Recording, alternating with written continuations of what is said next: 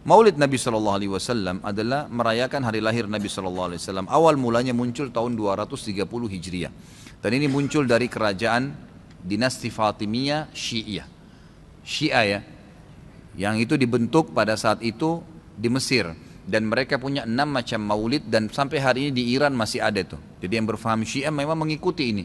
Sayangnya banyak ahli sunnah yang menarik ajaran ini, pemahaman ini ke pemahaman mereka. Padahal sebenarnya pemahaman orang-orang Syiah. Dan Syiah ini jelas mengkafirkan sahabat, mengatakan Al-Quran kurang, gitu kan. Mereka punya 6 macam maulid. Maulid Nabi SAW, Hasan, Husain, Fatimah, Ali dan rajanya mereka. Dan mereka pada saat membaca maulid dengan zikir-zikir yang sering kita dengar sekarang, itu ya mereka berdiri di tengah-tengahnya karena menganggap ruhnya Nabi SAW sedang lewat. Banyak orang ahli sunnah di Indonesia yang benci dengan Syiah. Karena pemahaman Syiah jelas ya mengkafirkan sahabat, mencaci maki Abu Bakar dan Umar, mengkafirkan mereka, mengatakan Quran kurang, tapi mereka tidak sadar maulid yang mereka lakukan adalah acara dari orang-orang Syiah. Gitu kan? Anda boleh kembali kepada buku sejarah, semua buku sejarah menjelaskan masalah itu. Jadi munculnya di tahun 230 Hijriah dan dilakukan oleh Syiah ya pada saat itu yang mendirikan dinasti Fatimiyah namanya. Baik, itu kurang lebih gambaran tentang sejarahnya. Dan orang-orang Syiah Fatimiyah waktu itu mengadakan maulid, review lagi kembali kenapa mereka buat. Ternyata mereka waktu itu di Mesir berbatasan dengan Bizantium, kerajaan Romawi. Dan waktu itu orang-orang Romawi mereka mengadakan maulidnya Nabi Isa, kan gitu. Maka orang-orang Syiah waktu itu mengatakan di Mesir, kalau gitu kita juga buat maulid untuk Nabi SAW. Maka dibuatlah. Dan sekarang Anda boleh tanya kepada siapapun, kiainya, habibnya, tanya, apakah Nabi SAW pernah melakukan maulid kayak Anda lakukan nih? Berzikir, baca salawat, berdiri, nganggap ruhnya Nabi sedang lewat, pernah? Pasti kalau mereka jujur mereka akan mengatakan tidak pernah. Ditanya, lalu kenapa Anda lakukan? Bentuk cinta kepada Nabi SAW. Bentuk cinta itu harusnya mengikuti dan mencontohi dan melakukan apa yang dicontohkan dan diperintahkan saja, nggak menambah, gitu kan? Karena kalau kita menambah seakan-akan kita menganggap Nabi SAW masih ada yang belum disampaikan. Para Nabi sudah pada saat meninggal menyampaikan semua. Apa kata Ibnu Katsir rahimahullah? Beliau mengatakan kalimat yang mulia pada saat menafsirkan surah Al-Maidah ayat 3. Al-yawma akmaltu lakum dinakum wa atmamtu alaikum ni'mati wa raditu lakumul Islam madina. Hari ini aku sempurnakan agama kalian, nikmatku untuk kalian dan aku ridho Islam sebagai agama kalian, kata Ibnu Katsir. Ayat ini dalil yang paling nyata dan jelas ya, menekankan bahwasanya Nabi SAW tidak menghembuskan nafas terakhirnya kecuali sudah menyampaikan semua apa yang Allah tuntunkan, dan umat ini tidak butuh lagi tambahan, yang kecil sampai yang besar, yang samar-samar sampai yang jelas, gitu kan? Semua dijelaskan, semua sudah disampaikan. Dan Nabi SAW pada saat mau meninggal dunia di Haji Wada, beliau mengatakan halla ballagtu, ingatlah saya sudah sampaikan kepada kalian. Allah ballagtu, ingatlah saya sudah sampaikan kepada kalian. Sudah cukup semuanya, maka jangan ditambah, jangan dikurangin saudaraku. Bacalah salawat, Nabi SAW perintahin tuh, banyak perintah salawat. Baca 10 kali pagi, 10 kali sore, zikir pagi sore. Boleh juga dijadikan sebagai zikir rutin kita tiap hari. Nabi SAW perintahkan untuk baca salawat, gitu kan. Dianjurkan untuk membaca. Di hari Jumat disuruh memperbanyak salawat untuk Nabi SAW. Setiap kali disebut namanya SAW, dalam majelis ini berapa kali kita katakan Nabi SAW, Nabi SAW. Itu semua fadilah, itu diperintahkan, gitu kan. Tapi jangan dikarang secara khusus, karena itu akan menambah. Sekali lagi, saya tidak menyalahkan.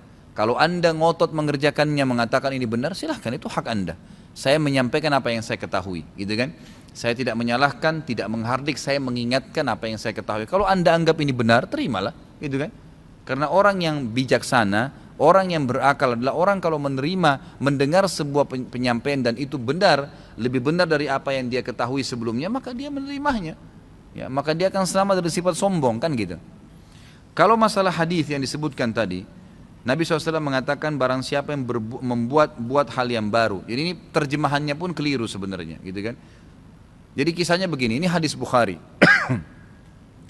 Nabi Muhammad SAW pada saat suatu hari di siang hari selepas sholat duhur, begitu kisahnya ya, melihat dari kejauhan waktu beliau mau keluar dari masjid, ada satu kaum orang Badui, Arab ini orang Badui dari padang pasir, yang datang ke Madinah berharap mendapatkan sedekah.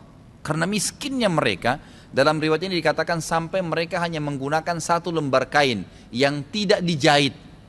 Mereka cuma lilitkan di badannya, Ya, kalau ada angin tersingkap aurat mereka karena miskinnya, dan mereka mengikat ujung kain itu satu sama yang lain di lehernya, gitu kan? Dan diikat juga di bagian bawahnya, sehingga memang peka sekali bisa kelihatan auratnya. Dan dari muka mereka kelihatan, dalam hadis ini dikatakan kemiskinan, wajahnya sudah hitam, kelihatan tua sekali karena susahnya.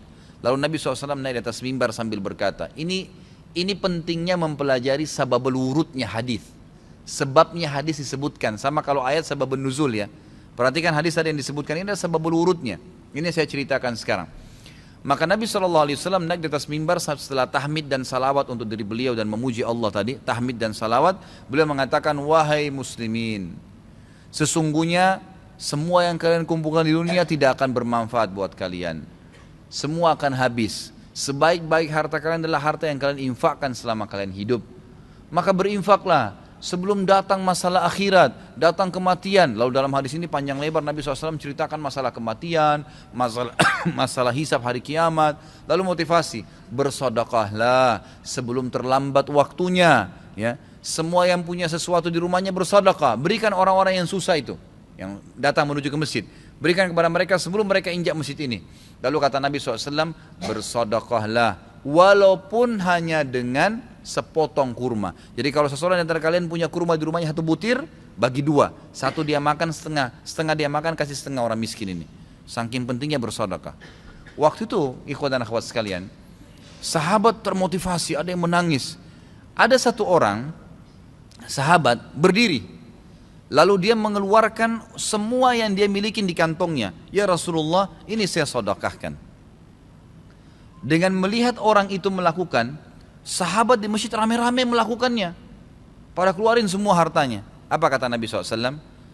Siapa yang menunjukkan perbuatan baik dalam Islam, yang memulai.